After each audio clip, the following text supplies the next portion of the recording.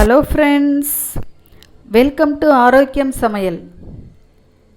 இன்றைக்கி நம்ம சேனலில் வீட்டில் இருக்க பொருட்களை வச்சு நம்ம இன்றைக்கி ஒரு கஷாயம் பண்ண போகிறோம்.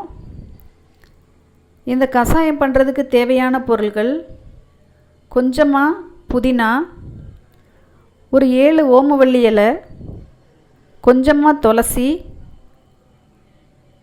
1/2 டீஸ்பூன் மிளகு, ஒரு துண்டு இஞ்சி, கொஞ்சமாக லெமன் எடுத்திருக்கேன். இப்போ இந்த கஷாயம் எப்படி பண்ணுறதுன்னு பார்க்கலாம். இந்த கஷாயம் பண்ணுறதுக்கு ஒரு பாத்திரத்தில் கொஞ்சமாக தண்ணி சேர்த்துக்கலாம். நான் இன்றைக்கி 2 டம்ளர் அளவு தண்ணி சேர்த்துக்கிறேன், பெரிய டம்ளரில். நீங்கள் உங்களுக்கு கஷாயம் தேவையான அளவுக்கு தண்ணி சேர்த்துக்கங்க.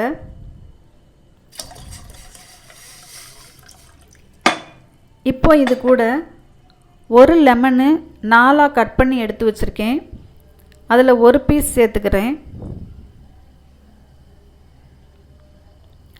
ஒரு துண்டு இஞ்சி லைட்டாக தட்டி சேர்த்துக்கிடலாம்.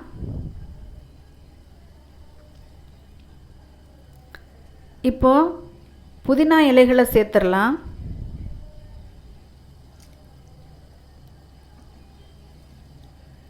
இது கூடவே கொஞ்சமாக துளசி, நம்ம எடுத்து வச்சுருந்த ஓமவல்லி இலைகளையும் இதில் சேர்த்துடலாம்.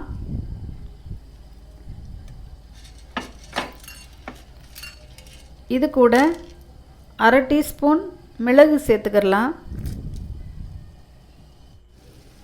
எல்லாத்தையும் நல்லா மிக்ஸ் பண்ணி கொதிக்க விட்டுறலாம். நல்லா கொதிக்கணும்.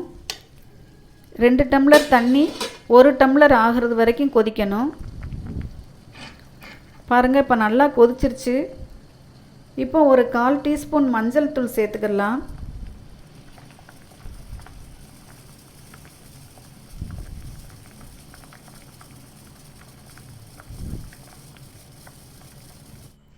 நல்லா கொதிச்சிருச்சு.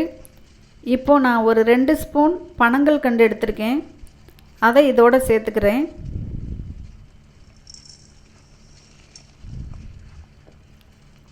இப்போது நம்ம ஒரு 10 நிமிஷம் ஆற விட்டு ஃபில்ட்ரு பண்ணி எடுத்துக்கலாம்.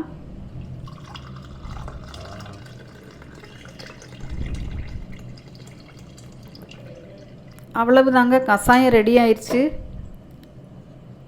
நல்ல ஆரோக்கியமான, நோய் எதிர்ப்பு சக்தி அதிகமாக இருக்கக்கூடிய கஷாயம் நம்ம வீட்டிலையே ரெடி ஆயிடுச்சு.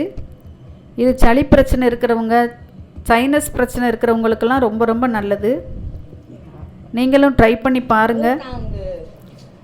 இந்த வீடியோ உங்களுக்கு பிடிச்சிருந்ததுன்னா லைக் பண்ணுங்கள், ஷேர் பண்ணுங்கள், மறக்காமல் கமெண்ட் பண்ணுங்கள், சப்ஸ்கிரைப் பண்ணுங்கள், பெல் ஐக்கானை கிளிக் பண்ணுங்கள். Thank you friends.